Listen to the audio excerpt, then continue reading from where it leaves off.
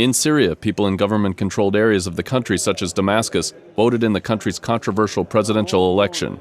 President Bashar al-Assad is expected to win against two unknown, state-approved candidates. Assad critics and most of the international community called the vote unfair. More than 160,000 people have been killed and millions displaced since the Syrian civil war began in 2011. In Kyrgyzstan, U.S. officials gave a symbolic key from the Manas Transit Center near Bishkek to the Kyrgyz defense minister at an official ceremony. Kyrgyz officials decided last year not to renew the U.S. lease to the airbase, which was used to resupply U.S. forces in Afghanistan. Represented today by Colonel U.S. Ambassador to Kyrgyzstan Pamela Spratlin said America was, quote, happy to finish this mission successfully.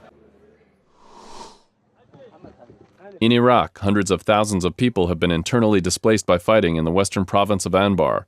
Some have taken shelter at a refugee camp in the city of Ramadi. Al-Qaeda-linked militants and anti-government tribesmen control most of the city of Fallujah and parts of Ramadi. In Pakistan, traders and other members of the business community warned government officials they will close their businesses in Khyber Pakhtunkhwa province and move to other regions if security does not improve. At a press conference in Peshawar, the regional capital, business representatives said there has been a sharp increase in the number of kidnappings for ransom and extortion cases. Khyber Pakhtunkhwa province borders the volatile tribal areas where the Taliban battle against Pakistani security forces.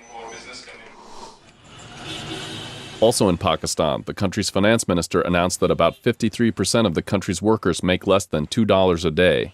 The minister made the statement ahead of his presentation of Pakistan's national budget. The government report also focused on the problem of children workers in Pakistan. In Russia, thousands of pilgrims in Russia's Kirov region took part in one of the country's longest religious processions. Their journey to worship a revered icon of St. Nicholas covers some 150 kilometers in 6 days. This year, a special prayer was made for peace, tranquility, and the mitigation of fierce hearts in Ukraine.